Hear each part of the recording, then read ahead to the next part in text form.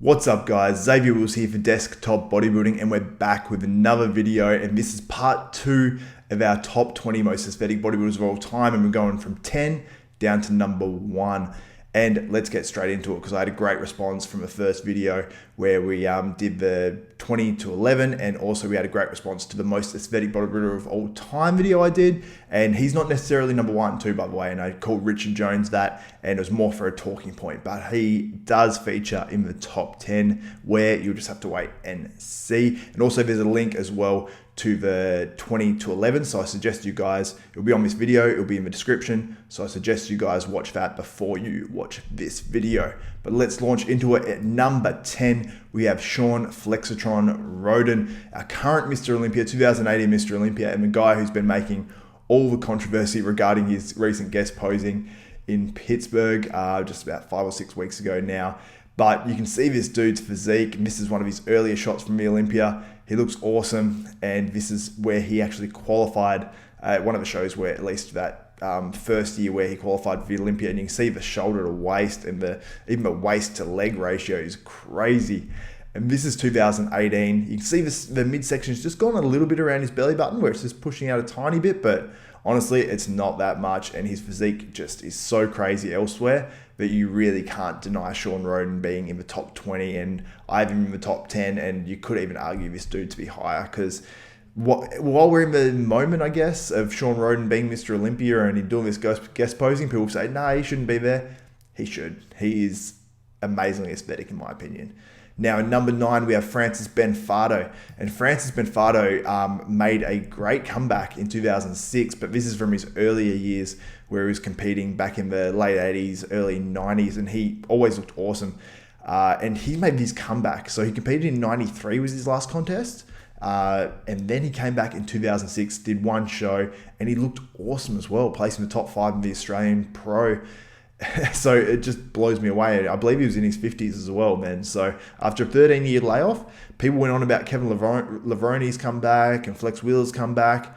This dude did it after 13 years, and really he did pull it off. And you can see the photo here.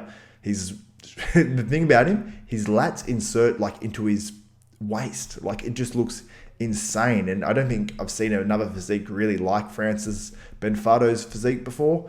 And I think it's really cool, and I love seeing the unique physiques in the pro league, and it's pretty rare these days because a lot of guys look pretty damn similar. And this is him on stage at the 2006 Australian Pro, and you can see he still looked sensational. Still had legs, still had calves, still had arms and everything. So he definitely deserves that number 9 spot. But in number 8, we have Frank Zane, the original aesthetic master, and this guy, pretty much a lot of people consider this guy the most aesthetic of all time. So I feel bad putting him down in number 8, but when you really look at a lot of photos, you go, oh, no, he doesn't match it with other people. He wasn't as big, and you don't have to be big to be aesthetic, but it does help sometimes balance out certain parts of the physique. But Frank was hard.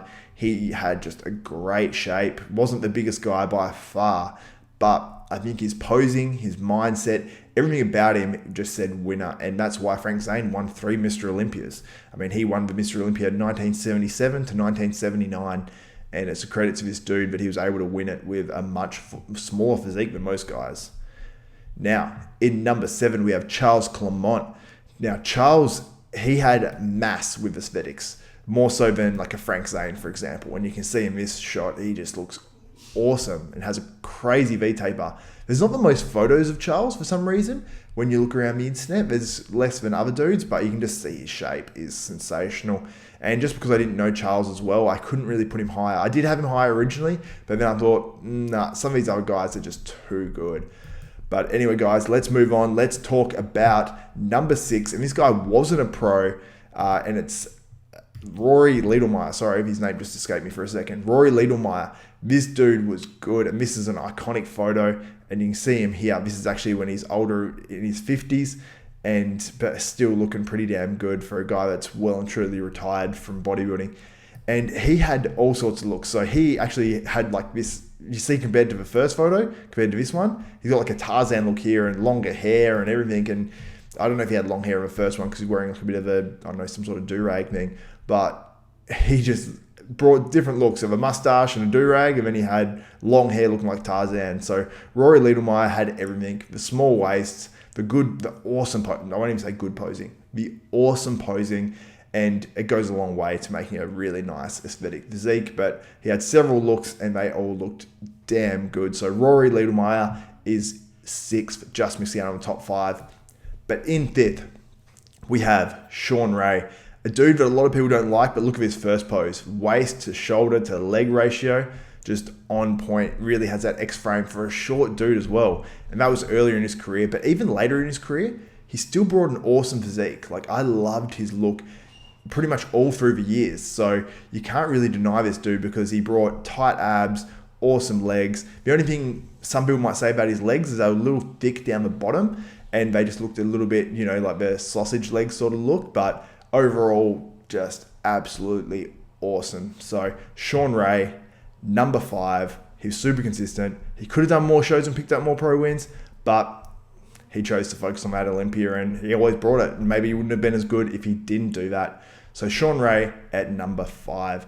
Now at number 4, I've got the dude who I put as the most aesthetic bodybuilder of all time in my video, Richard Jones.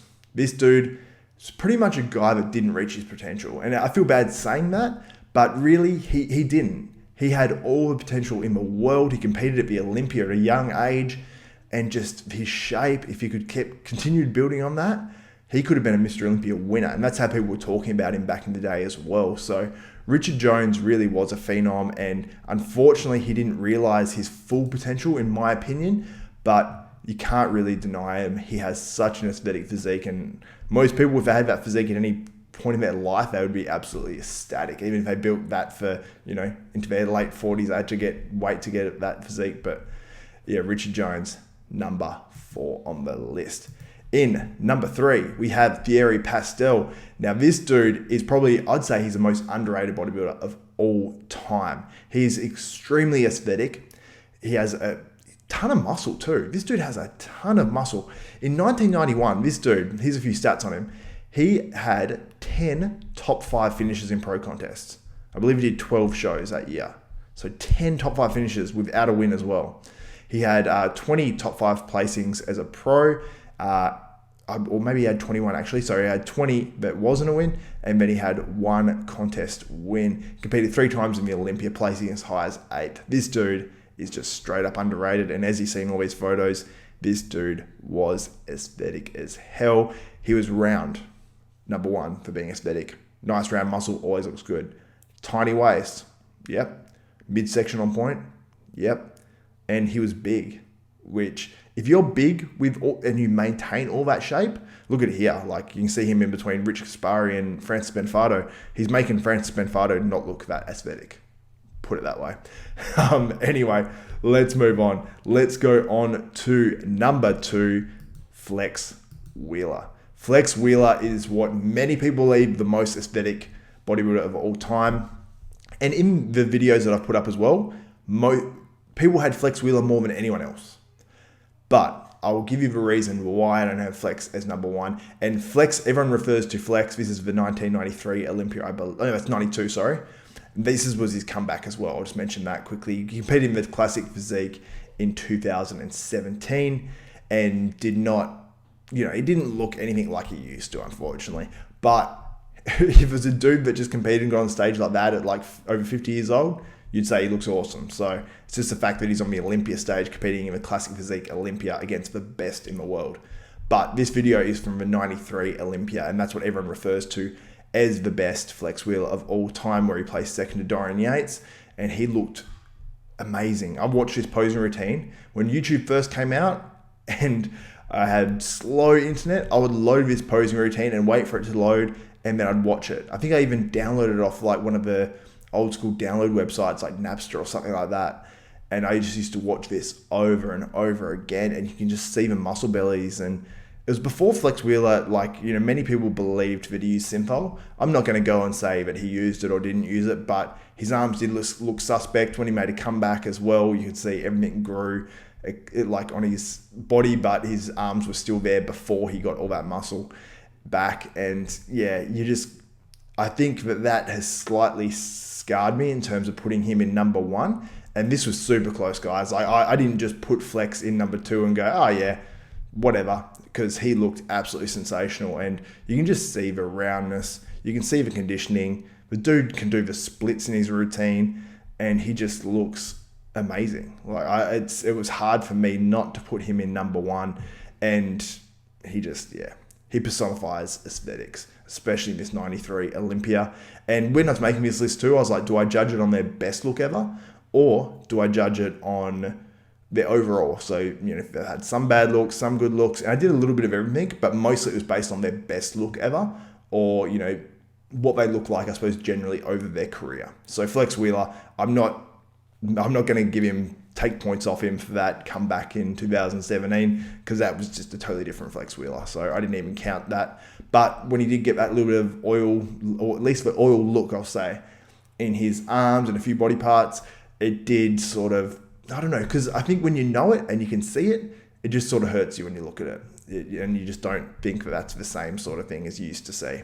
But anyway, I'm not going to leave you guys hanging any longer. Number 1, I have Bob Paris. Bob Paris was awesome. You can't say much more about him apart from he was awesome. He had a tremendous physique. He had one of the smallest waists going around, and the way he posed his physique as well, just, I don't know, everything was balanced. Everything was balanced, small waist, and just a pleasing flowing shape. And you look at his midsection, I think he had probably the best midsection with Ahmad Hader of all time. Those two dudes, best midsections ever. And he sort of had that slightly longer torso, but it really worked for him. And you can see him here. This is him back in 2013. So he looks like he's maintained that really healthy look, and he is just awesome. Like, Bob Paris has to be one of my favorites of all time. Actually, he's my favorite of all time, to be honest, just because his physique is just so pleasing. And you see him here. He didn't always pull off the vacuum when he did a front double, but here he's doing it, and he looks great either way he does it. So Bob Paris can pull off a vacuum. He can pull off any sort of pose that he used to do, and it just looks awesome. So I think Bob Paris is the deserving number 1, but there's going to be a lot of controversy around this video. So I want to know what you guys think. Was it the right way around? Should Flex Wheeler and Bob Paris maybe have been switched around? I think I had it right, but it's open to interpretation, all this sort of stuff. So remember that, guys, and leave your comments down below. And if you haven't left your top 10 on the last video, leave it in the comments on this one, guys. And if you like this video, give me a thumbs up. Also, if you haven't subscribed yet, subscribe now. Click that notification bell button, and you'll be notified of every video I put up, and regular content is coming at you. So anyway, for Xavier Wills, Desktop Bodybuilding, we are out.